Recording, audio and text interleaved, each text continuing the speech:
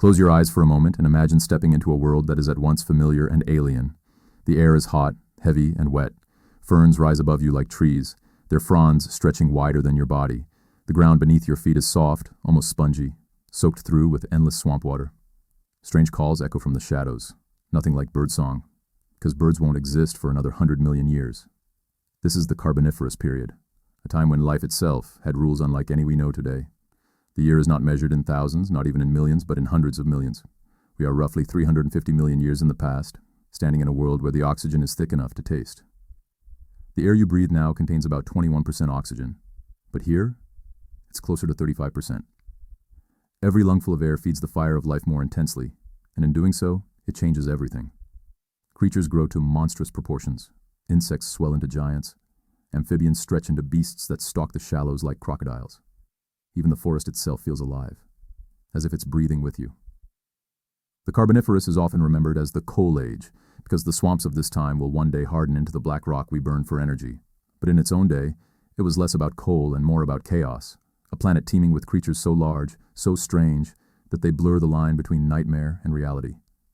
Above you, wings the size of eagles slice through the air. On the forest floor, something massive scuttles, armored plates clattering against damp wood. In the water, shadows lurk, some small, some impossibly large. And around it all, the forest hums.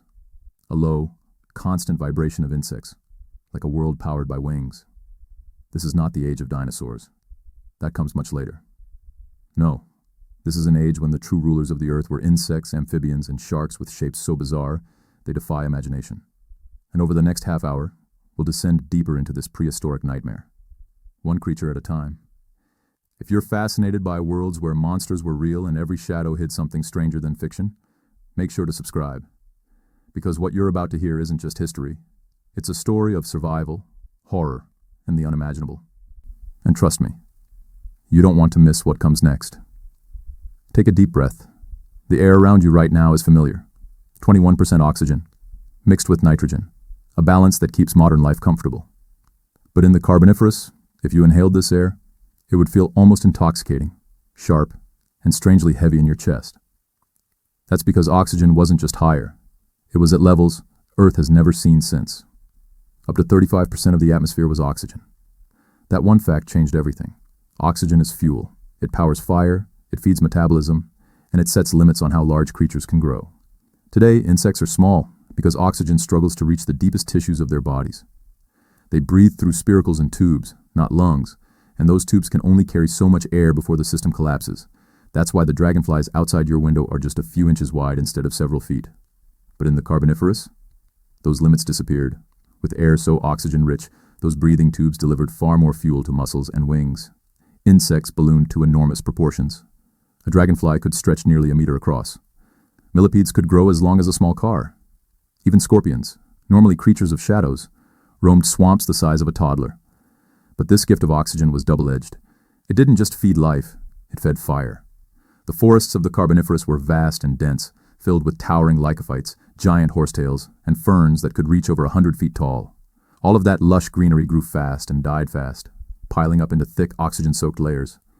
The smallest spark, perhaps lightning splitting the sky, could set entire regions ablaze.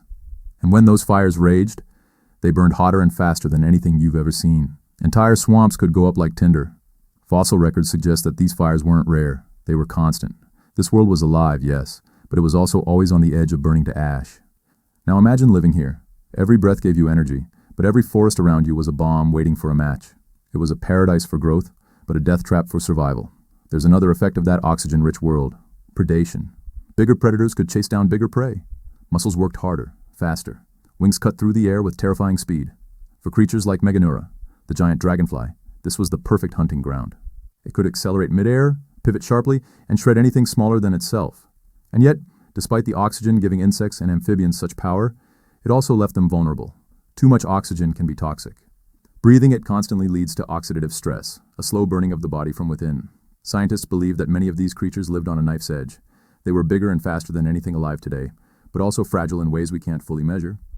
The most fascinating part? That air you're imagining, thick and heavy with oxygen, it shaped not just individual species, but the entire course of evolution. Without that oxygen spike, We would never have had giant dragonflies, monstrous scorpions, or millipedes that ruled the forest floor. It created a world where insects were kings, amphibians were contenders, and sharks evolved into predators so strange they seem alien. But nothing this extreme lasts forever. As the Carboniferous drew to its end, oxygen levels plummeted. Forests collapsed. Many of the giants disappeared. The world shrank back down, leaving behind fossils that hint at a time when life dared to grow too large. Look up. The sky is never quiet in the Carboniferous.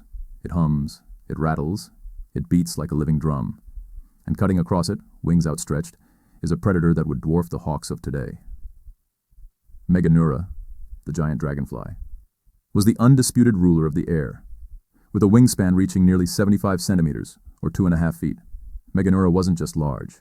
It was colossal for an insect. To stand beneath one would feel like watching an eagle glide overhead, except this was no bird. Its body was light, armored, and built for speed. Its enormous compound eyes scanned in every direction at once, detecting the slightest flicker of movement. Its legs, bristling with spines, were designed like living cages, perfect for trapping prey mid-flight. And prey it did. Meganura was not a passive insect. It was an aerial hunter, as relentless as any hawk or falcon today. It feasted on smaller insects, giant cockroaches, mayflies, and beetles of the Carboniferous forests, but scientists suggest it might have gone further, swooping down on small amphibians or reptiles when the chance arose. Its jaw, powered by muscles that pulled like steel cables, could shear through flesh and carapace alike. But its dominance wasn't just in size. It was in maneuverability. In modern dragonflies, each wing can beat independently, allowing sudden pivots, hovering flight, and mid-air reversals. Meganura used the same mechanics, only on a terrifying scale. Imagine a predator that could fly straight at you, stop in an instant, and dart sideways before striking. In battle, males would face off by halting in mid-air, wings vibrating, before lunging at each other with mandibles bared. Fossil evidence suggests these skirmishes may have been over territory or mates, fought above still waters where they laid their eggs. Speaking of reproduction, Meganura relied on lakes and swamp pools as nurseries. Females dipped their abdomens to release eggs into the water, where the larvae, called nymphs, would hatch. But unlike modern dragonfly larvae, which can already be predatory, these Carboniferous nymphs had an even harsher role. They lived in the shadows of prehistoric amphibians and fish, hunting where they could, growing until the day they emerged from the water to take the skies. Yet Meganura's reign was not eternal. Its success depended on the unique conditions of the Carboniferous. The higher oxygen levels allowed its primitive breathing system, spiracles and tracheal tubes, to carry air throughout its body. Without that oxygen, it couldn't grow so massive. As oxygen declined near the end of the period, Meganura's advantage vanished. By the Permian, dragonflies had shrunk into sizes more familiar to us, never again regaining their colossal scale. Still, in its prime, Meganura was unmatched. No birds, no bats, no aerial reptiles yet existed to challenge it. It was the first true king of the skies, a role later passed to pterosaurs and eventually birds. In the Carboniferous, every other creature, whether crawling, swimming, or climbing, had to look up and fear what might come swooping down. What makes Meganura extraordinary is not just its size, but its place in the grand story of evolution. It shows how environment dictates possibility. Give the world more oxygen, and insects rise to become giants. Strip that oxygen away, and giants fall. Meganura's wings are fossilized in stone, but its legacy is etched in every dragonfly we see today, descendants of a predator that once ruled the ancient skies with absolute dominance. The forest floor trembles. Something vast and armored pushes its way through the undergrowth, each movement accompanied by the sound of plates sliding over plates, like a living suit of armor creaking in the dark. At first glance, you might mistake it for a log shifting in the swamp, but then it moves again, hundreds of legs rippling in perfect rhythm. This is no fallen tree. It's Arthropleura, the largest land invertebrate the Earth has ever known. Stretching up to 3 meters long, nearly the length of a small car, Arthropleura was a millipede-like creature that ruled the Carboniferous forest floor. Its segmented body was sheathed in overlapping armor, each plate locking together to create a flexible yet protective shield. When it crawled, the forest must have seemed alive with its undulating, tireless movement. And yet, despite its terrifying appearance, Arthropleura was no predator. It was an herbivore, feeding mostly on dead plant matter, rotting wood, and fallen leaves. In fact, it was among the earliest creatures to adapt to a primarily plant-based diet. Its jaws were strong enough to break apart tough vegetation, but there's little evidence it carried venom or relied on predatory tactics. Fossilized droppings, called coprolites, confirm that its meals consisted mainly of decaying forest debris. But this peaceful exterior hides a more complex story. Juvenile Arthropleura likely had different diets. starting as opportunistic carnivores before transitioning to plants as they matured.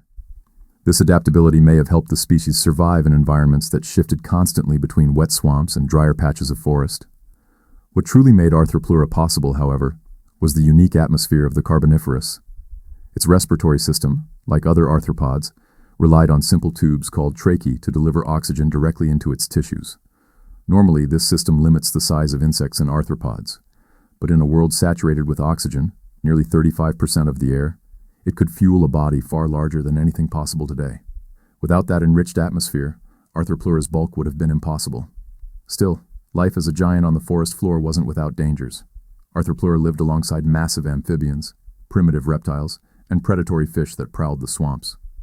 Although its armor gave it some protection, it was far from invincible.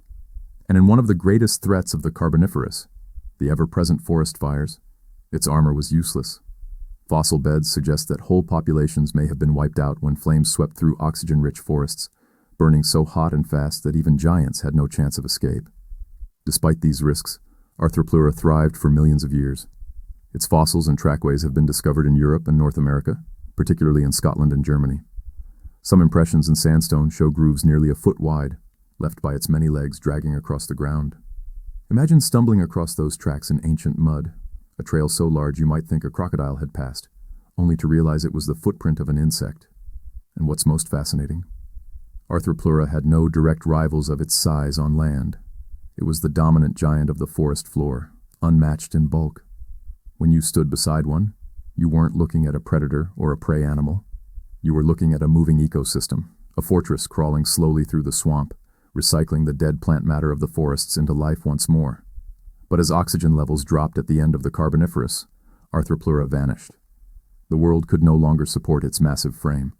What remains are its fossilized pathways, evidence of a time when the largest creature on land wasn't a reptile, wasn't a mammal, but an arthropod, a crawling fortress, a living legend. A reminder that sometimes the greatest monsters are not hunters at all, but quiet giants reshaping their world, one step at a time. The swamps of the Carboniferous were not silent. Beneath the buzzing skies and crawling forests, the water stirred with movement.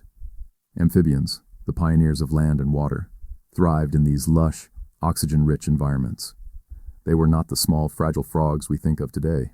No, these were giants of their age, creatures that looked half familiar, half alien, their bodies twisted into bizarre shapes as evolution experimented in every direction. Picture one of the strangest, Diplocaulus, often called the boomerang-headed amphibian. At first glance, it seems like a creature from myth. Its head stretched outward in two enormous horn-like extensions, giving it a shape almost too strange to believe. Why would any animal grow such a structure? The answer, as always, lies in survival.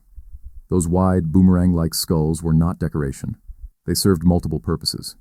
Some scientists suggest they acted as hydrodynamic stabilizers, allowing Diplocaulus to glide effortlessly through water, much like the wings of a manta ray guide its movements.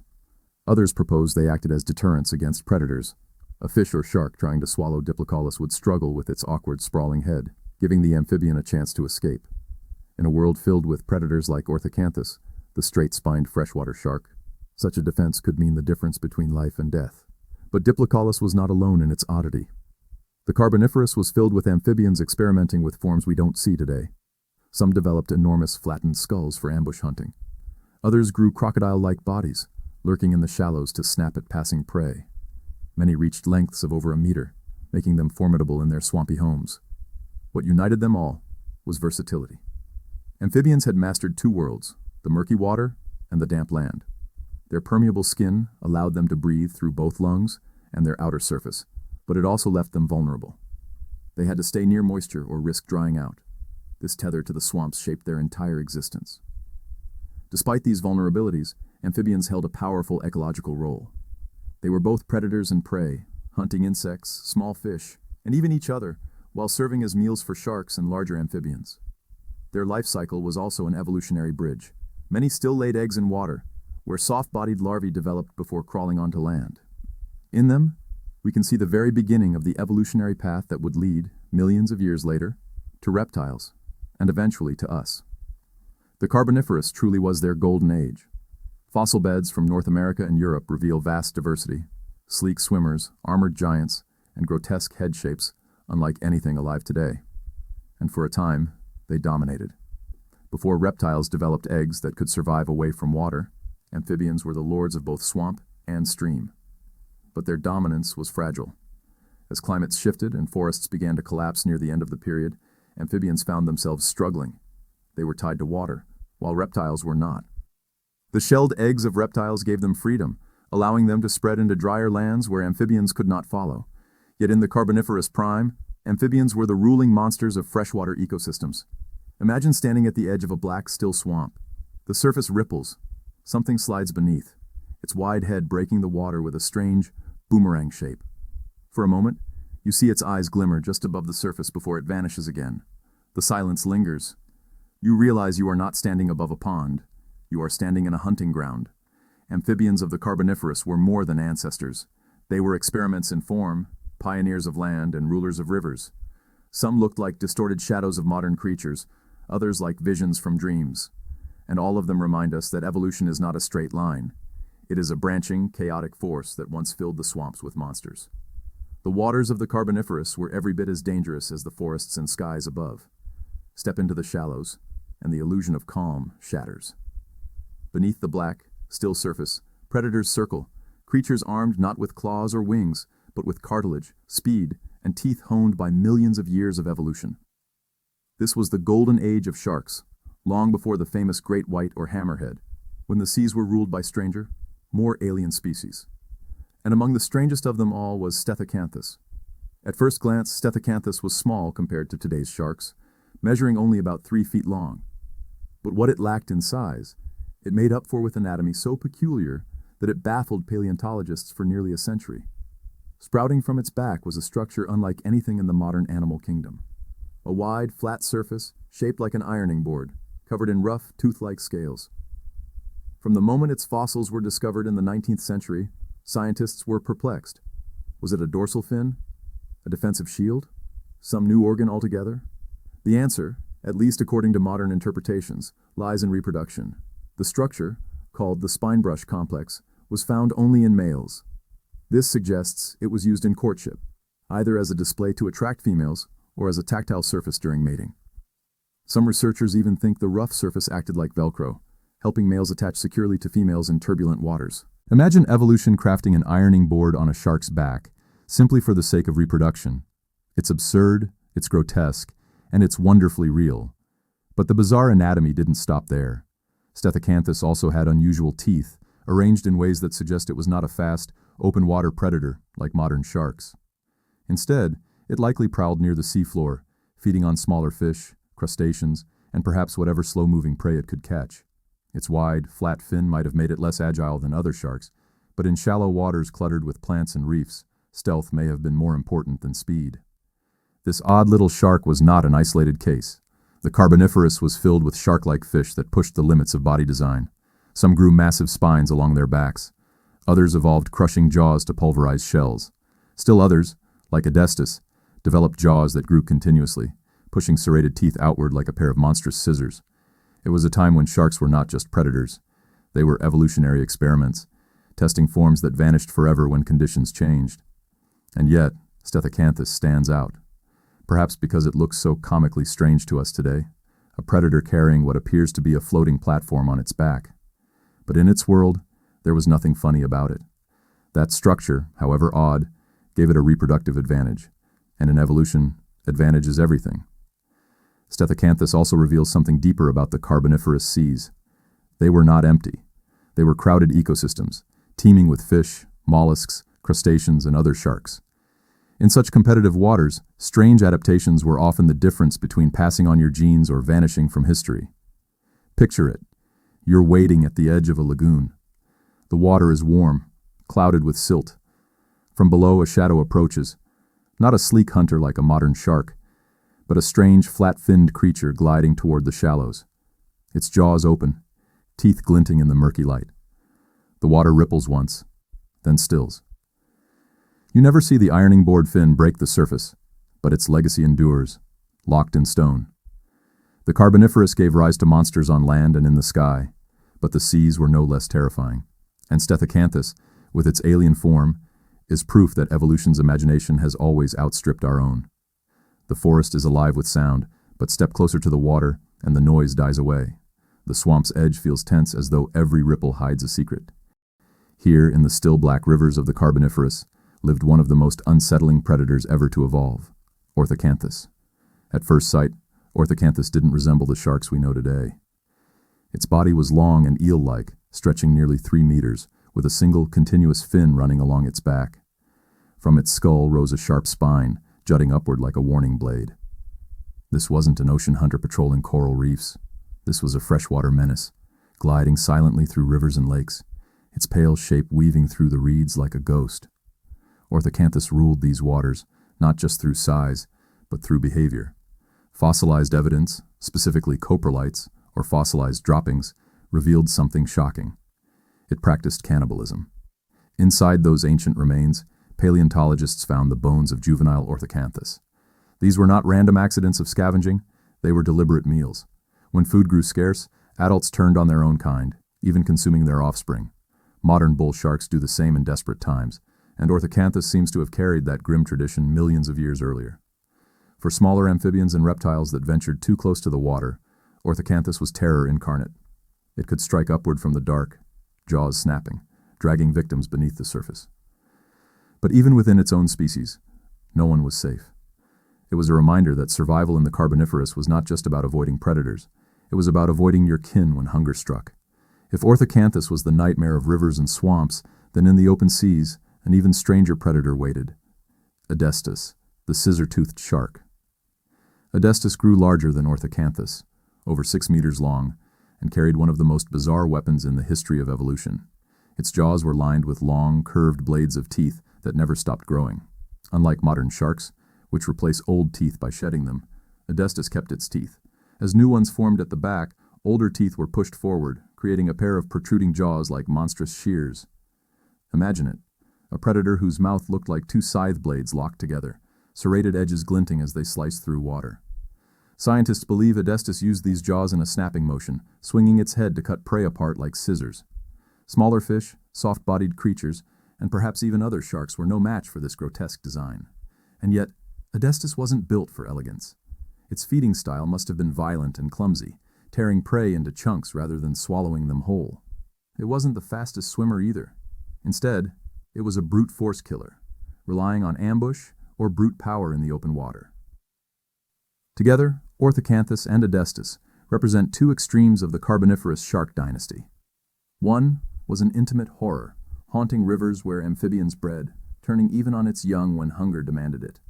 The other was a grotesque marvel, a sea monster whose very anatomy defies logic, slashing its way through shoals with jaws like a butcher's tools.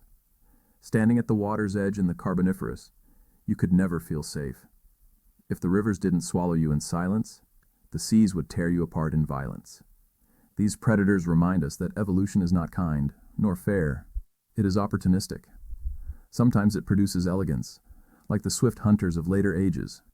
But here in these ancient waters, it created cannibal kings and scissor-mouthed killers, each perfectly adapted to a world where survival often meant becoming the monster. The forest is quiet now, too quiet. You crouch low, pushing aside the damp ferns, listening. A faint vibration travels through the ground, almost imperceptible, like the plucked string of an unseen instrument. In the Carboniferous, such a tremor could mean one thing.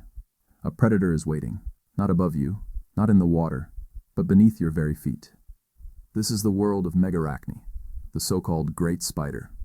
At nearly a foot across in body length, with legs that stretched far beyond, Megarachne was no delicate orb weaver. It was an ambush hunter. Its home was not a neat web strung between branches, but a burrow dug into the soft soil. From its underground lair, it laid out a series of silk tripwires, invisible strands strung across the forest floor. When an unsuspecting insect, or even a small amphibian, brushed against them, Megarachne would surge upward with startling speed, fangs first, dragging the victim into the darkness below. Those fangs weren't just for piercing. Like modern spiders, Megarachne injected digestive enzymes, liquefying the insides of its prey. What looked like a single bite was in fact the beginning of a grotesque feast. Its victim's tissues dissolved into a broth the spider could drink. Quick, efficient, and merciless. Its eyes gave it an edge as well. Fossil evidence suggests Megarachne had excellent vision, perhaps even a near panoramic field of sight. Combined with reflexes that let it leap distances many times its own body length, it was a predator perfectly tuned to the shadows. Imagine the fear of watching the ground suddenly explode as a spider the size of a human head launches directly at you. But Megarachne was not alone in ruling the undergrowth. Sharing the swamps was another terror, this one armored in plates and wielding a venomous sting, Pulmonoscorpius, the giant scorpion. Pulmonoscorpius could reach lengths of over 70 centimeters, more than 2 feet long. Its pincers alone were as large as a human hand, designed to clamp down with crushing force. It possessed 4 eyes, a pair of large central eyes for clarity, and 2 smaller lateral eyes that detected movement and light. In the dim swamps, this gave it a deadly advantage, seeing what most creatures could not. Its hunting style was chillingly familiar. Pulmonoscorpius would seize its prey with its pincers, pinning it helplessly before curling its tail over its back. The sting, armed with venom, would pierce and inject toxins to subdue the victim. Whether it hunted insects, amphibians, or early reptiles, its method was efficient and brutal. What's more, Pulmonoscorpius lived not in deserts like its modern relatives, but in lush, oxygen-rich wetlands. Imagine wading through knee-deep swamp water, knowing that beneath the floating plants, scorpions the size of a small dog moved silently through the shadows. Together, Megarachne and Pulmonoscorpius represent the creeping horrors of the Carboniferous, the ambushers, the trappers, the stalkers of the undergrowth. Unlike the dramatic sharks of the seas or the colossal dragonflies of the skies, these predators worked in silence. You would not hear their approach. You would not see them until it was too late. And perhaps that is what makes them so unsettling. The Carboniferous was filled with giants, but sometimes it was the smaller, stealthier monsters that posed the greatest danger. The ground could rise beneath you, the swamp could close around your legs, and before you even realized you were prey, the spiders and scorpions of doom had already written the ending. Not every monster of the Carboniferous was built of armor or muscle. Some were stranger. Some were softer, slipperier, and altogether harder to define. And among them, one creature has haunted paleontology for decades. A fossil so bizarre that even today, scientists can't agree what it truly was. Its name is Tully Monster, better known as the Tully Monster. Discovered in the 1950s in the fossil-rich Mason Creek beds of Illinois, the Tully Monster was unlike anything else found in those rocks. Its body was elongated, worm-like, about 30 to 35 centimeters long. At first glance, it almost looked like a squid without tentacles, but the details made it stranger. At the front of its body extended a long, flexible proboscis ending in a claw-like mouth lined with sharp little teeth, like a pair of pincers grafted to a hose. Its eyes weren't set in its head, but on stalks, jutting out to either side like the eyes of a crab, and at its rear it bore vertical fins, like a squid's tail cut and rotated 90 degrees. When scientists first studied the fossils, they were baffled. Was it a worm? A mollusk? Some sort of primitive fish? Its body lacked bones, so all that remained were impressions in stone. Different teams reached different conclusions. Some claimed to see traces of a notochord, a stiff rod running along its body, suggesting it might have been a vertebrate, a distant relative of lampreys. Others argued it was an invertebrate, perhaps related to mollusks, or even an unclassified branch of life entirely. Even today, the debate is unsettled. The Tully Monster exists in that rare category of fossils that science cannot yet pin down. What makes the story even more haunting is that this wasn't a one-off anomaly. Dozens, even hundreds, of Tully Monster fossils have been found. For millions of years, these creatures thrived in the shallow tropical estuaries of ancient Illinois. They were not mistakes. They were a whole species, perfectly adapted to their world. And yet, from our perspective, they are so alien that we can hardly place them on the tree of life. Imagine wading into a Carboniferous estuary. The water is murky, the air thick and humid. You catch movement beneath the surface, a slender body writhing, eyes on stalks swiveling toward you. Then that proboscis darts forward, pincers snapping, probing the mud for prey. It feeds on worms, on smaller creatures buried in the sediment, perhaps even scavenging dead matter. You'd recoil, not because it was large, but because it was so utterly other. The Tully Monster is a reminder of how much we still don't know. For all the fossils collected, for all the papers written, it defies classification. Each new study adds fuel to the debate rather than ending it. Some point to proteins in its tissues, hinting at vertebrate ancestry. Others argue those results are flawed, and that no vertebrate features, like otic capsules or lateral line systems, have ever been found. To this day, When paleontologists gather, the Tully Monster remains a subject that sparks arguments. And the Tully Monster was not alone in its strangeness. The Carboniferous seas and swamps were filled with soft-bodied oddities that rarely fossilized well. Some looked like oversized worms, others like half-formed mollusks. Many will never be fully understood, because the details that define them, organs, tissues, soft structures, are gone, erased by time. Standing in the Carboniferous, you would see giants, yes, dragonflies, millipedes, amphibians, but you would also see the subtle, the strange, and the unclassifiable. Creatures like Tullimonstrum remind us that the past was not simply a larger version of the present. It was a world full of evolutionary experiments, some successful, some dead ends, all alien to our eyes. And perhaps that is the greatest horror of all, not the predators we understand, but the ones we cannot even name. The Carboniferous seemed unstoppable. For millions of years, swamps stretched across continents, trees towered like skyscrapers, and creatures grew larger than anything seen before or since.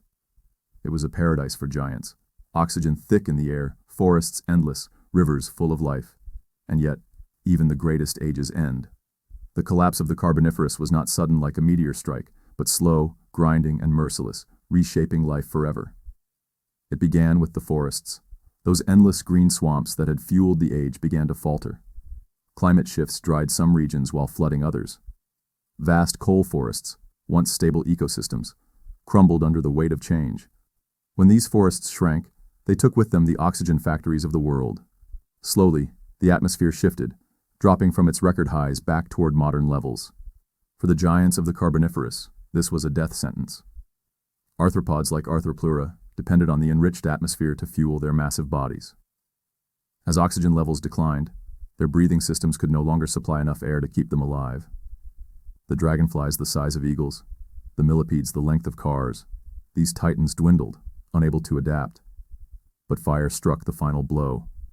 The same oxygen that had once fueled growth also fed destruction. Forest fires became more frequent, hotter, and more devastating. Fossil charcoal deposits from this time tell a grim story. Entire ecosystems burned, leaving black scars across the ancient landscape. Animals that could not outrun the flames perished, whole populations vanishing in days.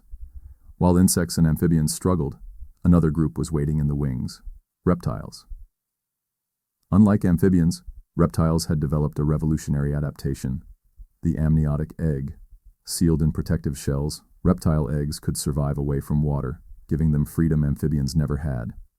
As the swamps collapsed, reptiles spread into new territories: arid lands, uplands, places amphibians could not reach. The age of insects and amphibians gave way to something new: the rise of reptiles, the ancestors of the dinosaurs, mammals, and eventually us. What was a golden age for one group became a graveyard for another. But the fall of the Carboniferous was not just biological. It also shaped the Earth itself. The collapse of the coal forests locked away vast amounts of carbon in the ground, forming the coal seams we mine today. Those deposits fueled the Industrial Revolution, the electricity in our homes, even the devices we use now. In a sense, the ghosts of the Carboniferous still burn with us, millions of years later. Standing at the close of this age, you would have seen a world in transition. The skies quieter without the buzz of massive dragonflies. The forest floors emptier without the armored crawl of Arthropleura. Rivers less haunted, now missing the eel-like shadows of Orthocanthus. And on the drier land, small scaly reptiles scurrying into the open, taking their first steps toward dominion. The Carboniferous did not end with a single bang. It ended with silence, the fading of oxygen, the burning of forests, and the retreat of giants.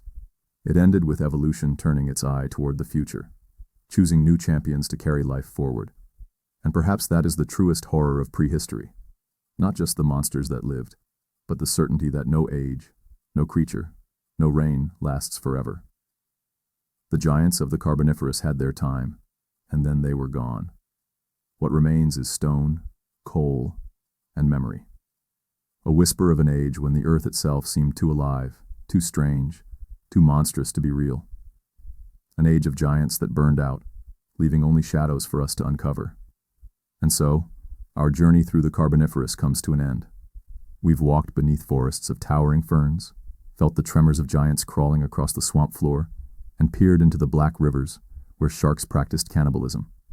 We've watched spiders the size of helmets erupt from the soil. Scorpions stalk in silence, and dragonflies rule the skies with wings as wide as a child's arm span.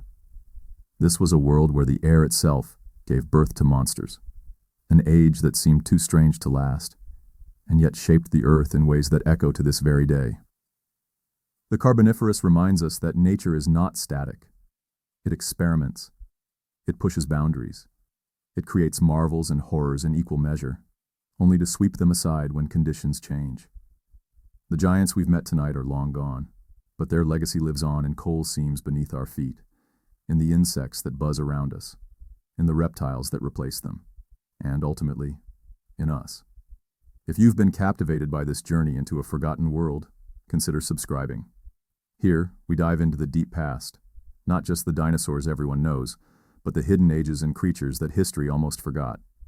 Every episode, we unearth stories of survival, extinction, and the unimaginable designs evolution has tested across deep time. By subscribing, you won't just be following a channel.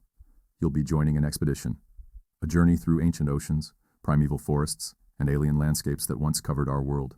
And trust me, what's coming next makes even the Carboniferous look tame. So hit that subscribe button, join our growing community of explorers, and step with us into the next prehistoric nightmare. Because in Earth's history, the monsters never truly end. They just change their shape.